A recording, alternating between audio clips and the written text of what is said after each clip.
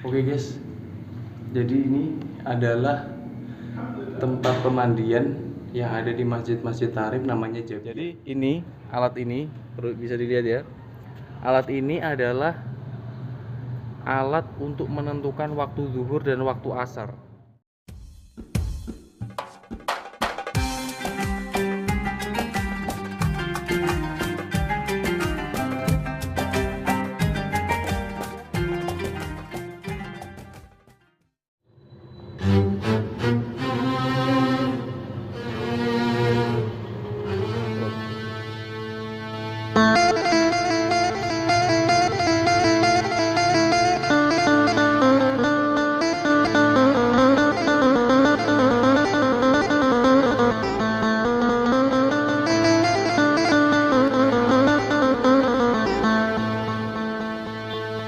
Oke guys, assalamualaikum warahmatullahi wabarakatuh. Untuk vlog kali ini, Pelangi Tarim ingin mengajak kalian jalan-jalan ke salah satu masjid yang paling tua di Tarim. Masjid ini dibangun pada tahun 43 Hijriah. Coba 43 Hijriah itu berarti masih baru-baru pada zaman tabi'in. Setelah sahabat, tabi'in, pada saat itu dibangunlah masjid yang ada di belakang ini. Namanya Masjid Wa'al. Masjid Wa'al adalah masjid tertua yang ada di Tarim, dibangun pertama kali. Oke, kita langsung saja masuk ke sana. Kita lihat seperti apa, sejarahnya bagaimana, kita ikuti terus. Jangan lupa di subscribe terlebih dahulu bagi yang belum subscribe, agar tidak ketinggalan info terbaru tentang kota Tarim. Oke, langsung saja kita cekidot. Oke guys, kita langsung saja ingin masuk ke masjid ini.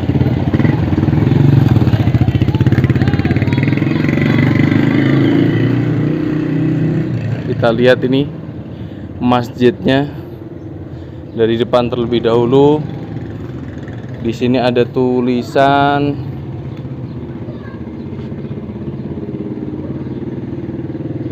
Tamat Al-Imarah fi Tarikh Jumada Al-Akhir tahun berapa ini? 1347 Hijriah. Jadi ini dibangunnya sudah lama sekali, cuma ada beberapa kali pemugaran, dan pemugaran terakhir adalah pada tahun 1347 Hijriah tadi. Oke ya, kita langsung masuk, kita lihat seperti apa. Oh, ternyata dikunci dari sini. Oke guys, jadi ternyata pintu depannya ini dikunci. Kenapa dikunci? Karena ini masih siang hari, tapi kita akan lewat pintu samping. Kalau malam hari ini dibuka pintu depannya. Kalau siang hari dikunci, yang dibuka adalah pintu samping. Oke ya, kita lihat dari pintu samping. Oke guys, ini udah ada sepeda motor. Kita lihat ini bangunannya. Oke guys, kita lihat seperti apa di dalam. Bismillah. Assalamualaikum. Alhamdulillah. Masjid ini memiliki beberapa nama, di antaranya Masjid Khutoba, Masjid Ansor, Masjid Wa'al, atau disebut juga dengan Masjid Maula Wa'al. Adapun pemberian nama Wa'al ini karena dulu pernah ada renovasi yang dilakukan oleh Syekh Ali bin Muhammad Al-Khotib yang terkenal dengan Sohib Wa'al atau Maula Wa'al, yang artinya tuanya desa Wa'al, sehingga disebut dengan Masjid Wa'al. Assalamualaikum warahmatullahi wabarakatuh. Waalaikumsalam warahmatullahi wabarakatuh. Oke guys, kita langsung masuk saja ke dalam. Seperti apa yang ada di dalam. Ini Temboknya banyak banget ya. Kita lihat di dalam ini ada yang muhadharah sama salah satu mufti Tarim. Beliau juga dosen di kuliah Syariah Al-Aqaf, namanya Syekh Muhammad Ali Al-Khotib. Oke, kita lihat.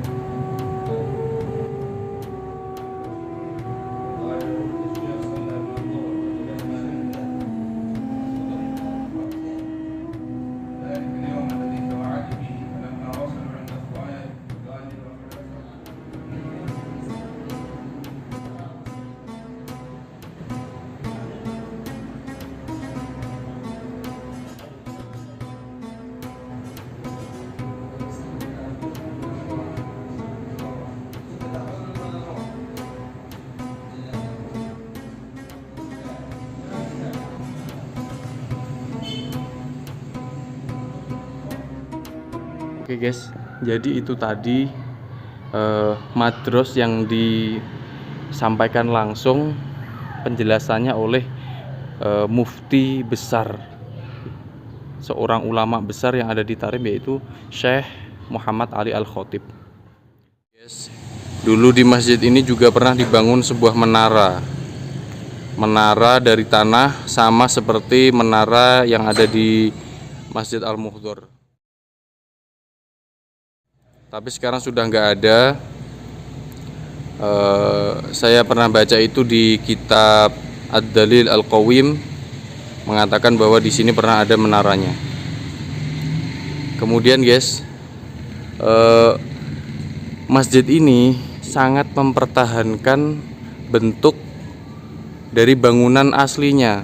Maksud saya bangunan aslinya itu ornamen dari tanah, belum diubah pakai semen atau pakai pasir dan sebagainya, tapi dari tanah liat yang dibikin seperti labinah namanya. Labinah itu seperti apa ya, batu bata tapi dari tanah, tanpa dimasukin ke dalam tungku perapian, tanpa dibakar, cukup dikeringkan dan dijemur saja.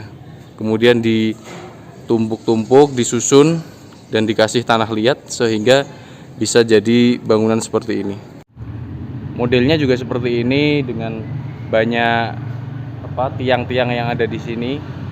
Tiangnya ini ada banyak banget. Dan perlu diketahui juga di masjid ini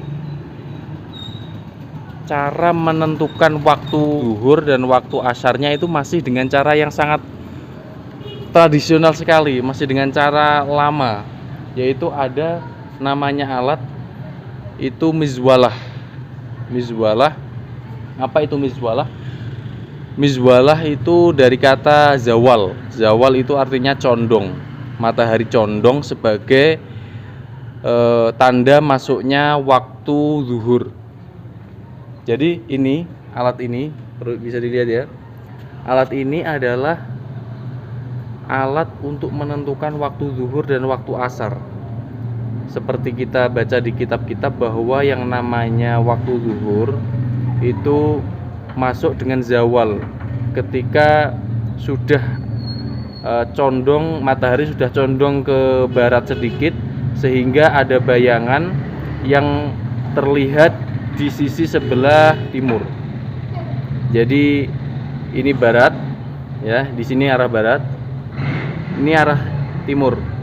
Ketika sudah zawal, otomatis di sini akan ada bayangannya, sehingga sudah masuk waktu zuhur. Begitu juga dengan bayangan sholat asar. Jadi bayangan sholat asar itu bisa diketahui dengan cara ini. Ketika di sini sudah bayangannya ini sudah 2 kali lebih panjang daripada benda aslinya. Ini kan segini. Ini segini, kalau diukur segini. Nah, ini belum masuk waktu sholat asar. Kalau sudah dua kali dari ini, 1, 2, di sini berarti panjangnya, ini waktu sholat zuhur habis, kemudian lebih sedikit masuklah waktu sholat asar. Jadi seperti itu guys caranya ya, untuk menentukan waktu sholat. Di sini masih sangat manual sekali. Ini unik banget ini.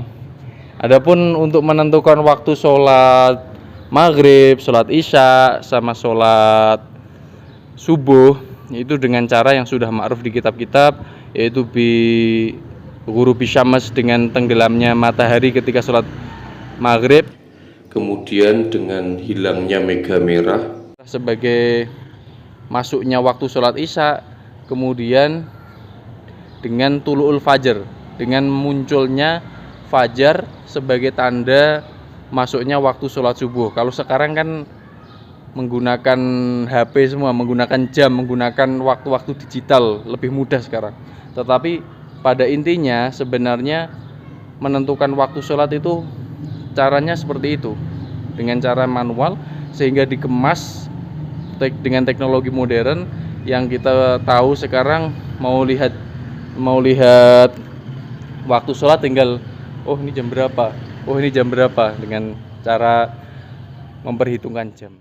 Masjid ini dibangun oleh seorang tabi'in min kibari tabi'in. Nama beliau adalah Ahmad bin Abbad bin Bishr al-Ansori al-Ausi.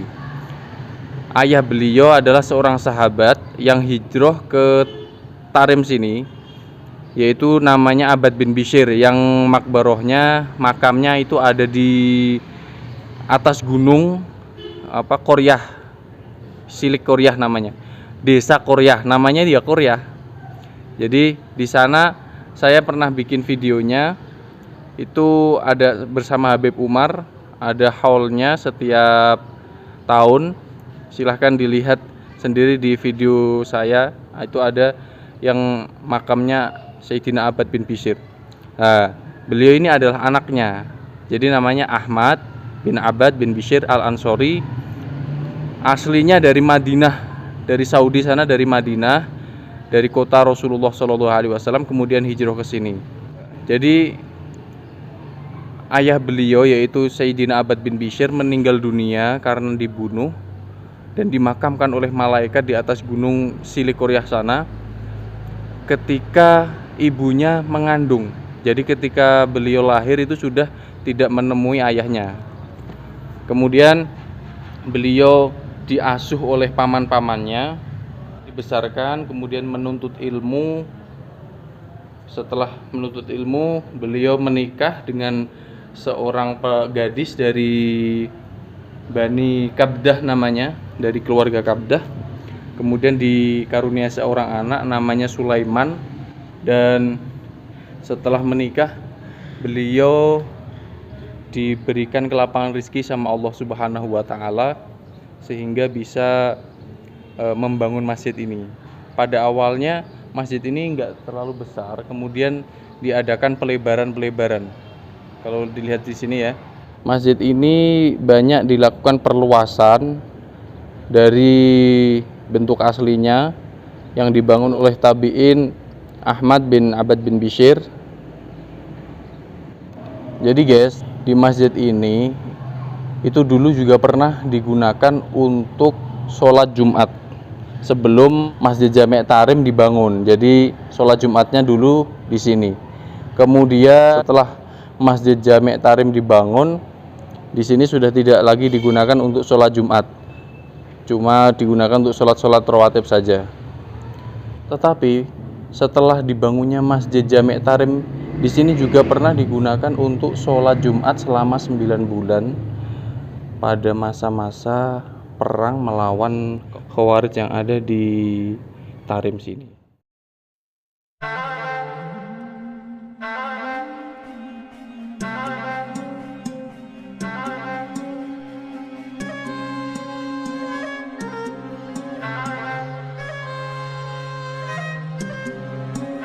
Guys, saya ingin mengajak kalian jalan-jalan melihat hammam. Ini bisa dilihat, ini ada hammam khorid masjid. Hammam yang ada di luar masjid itu biasanya yang digunakan untuk buang air besar, buang air kecil itu di luar sana. Tapi di sini hammam dakhil masjid ini cuma digunakan untuk wudhu dan digunakan untuk mandi, digunakan untuk bersih-bersih yang nggak ada najis-najisnya. Bisa dilihat ya guys ya. Jadi begini, ini bisa untuk mandi, bisa nyemplung ke sini. Ini ada 2 kulah. Jadi seumpama ada 2 kulah nih ya. Jadi seumpama ada air mustakmal yang masuk, tidak menyebabkan ini menjadi mustakmal. Ini tempat untuk menaruh pakaiannya. Dan di sini juga ada kerannya. Oke, kita coba airnya.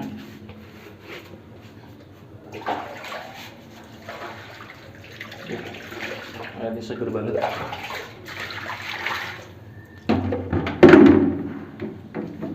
Ini bisa masuk juga kakinya. Ini bisa masuk juga kakinya. Oke guys, jadi ini adalah tempat pemandian yang ada di masjid-masjid Tarim, namanya Jabiyah. Baru bisa dilihat ya, ini tempat untuk menaruh pakaian dan ini untuk mandi. Ini pintunya pendek banget, rendah banget pintunya. Oke guys, jadi ini ada banyak hammamnya. Kita masuk lagi ya. Nah ini, di sini juga ada hammamnya air.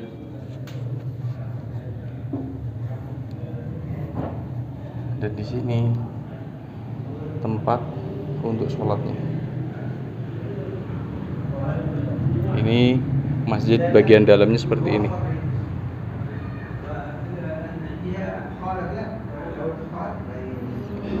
Ini udah selesai acara darasnya tadi.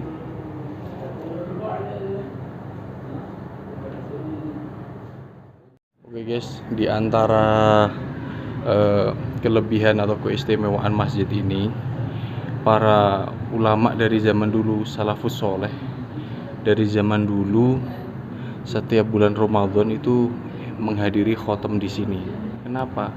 Karena mereka ingin merasakan kurma yang ada di masjid ini. Jadi kurma di masjid ini ditanam langsung pohonnya oleh pendiri masjid. Orang-orang ingin bertabaruk dengan beliau dengan memakan lukmah-lukmaten dari kurma yang ada di sini, karena sudah dijamin 100% kehalalannya, nggak perlu sertifikat MUI lagi. Oke guys, jadi masjid ini pernah di sini terjadi beberapa kali pemugaran. Terjadi pemugaran itu sekitar 4 kali. هذا مسجد التابعي الجليل أحمد بن عباد بن بشر الأنصاري الأوسي هو أسسه، وهذا يعتبر يعني أول مسجد أسس مدينة تريم، كونه تأسيس كبناء، وكان جامعا قبل بناء جامع تريم، ولعل تأسيسه كان سنة 43 هجري. وما يذكر أن مسجد نفاع الذي ينسب لنفاع بن الحارث أنه من المساجد القديمة مثل مسجد الوعل، هذا كلام غير صحيح، لأنه ليس المسجد نفاع لا ينسب للصحابي الجليل نفاع بن الحارث، وإنما ينسب للشيخ نفاع، وهو أحد الأولياء، وكان قبره موجود قبلة نفاع. فتأسيس المسجد الوعل هذا هو أول مسجد على وجه الإسلام تريم، لعله سنة 43 هجرية، أسسه وابتكره التابعي أحمد بن عباد بن بشر الأنصاري.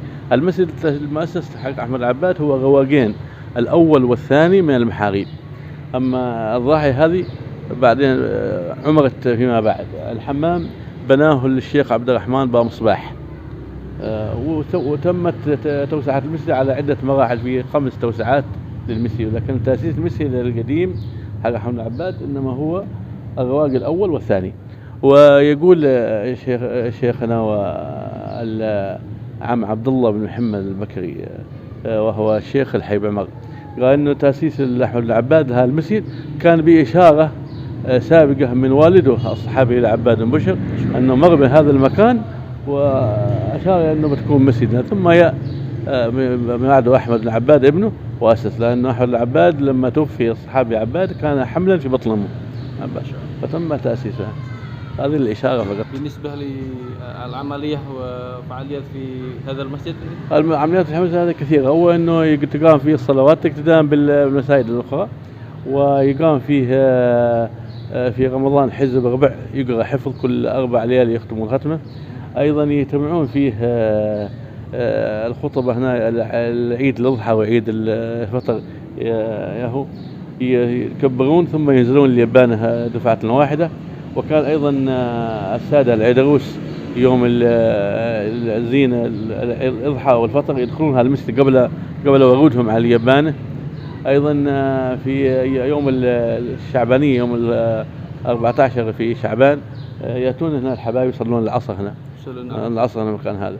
هذه من الشعائر الخاصة بالمسجد. أيضا كانت قديما يتحرون الفطر فيه، لأن التمر حقه والنخل غرسه الشيخ علي محمد الخطيب بعض الأشياء بيده، فلا زال كان يجمع الصلحة ويجمع الحبايب ومحمد العلماء يتحرون الفطر فيه لتحلتي تمره. نعم. جزاكم الله خير. اسمكم كريم؟ عبد الكريم بن عمار الخطيب. جزاكم الله khair.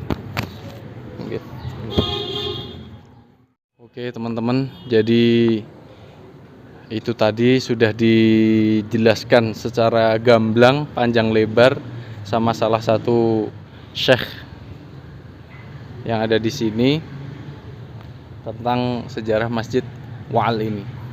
Dan yang tadi mengisi daras, mengisi pelajaran atau muhadharah yang ada di dalam tadi itu adalah ketua mufti atau grand mufti setelah Habib Ali Al-Masyhur bin Muhammad bin Hafid, kakaknya Habib Umar meninggal. Yang menggantikan adalah Syekh Muhammad Al-Khatib ini.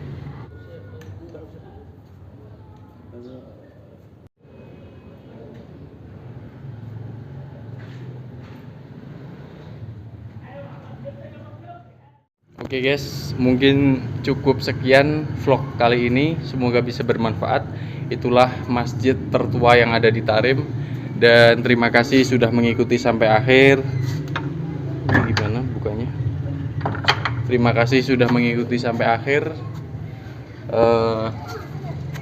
Jangan lupa di subscribe dan komen jika ada pertanyaan atau saran. Jangan lupa di like, share ke teman-teman kalian, di subscribe sekalian ditekan tombol loncengnya. Dan kami akhiri, wassalamualaikum warahmatullahi wabarakatuh.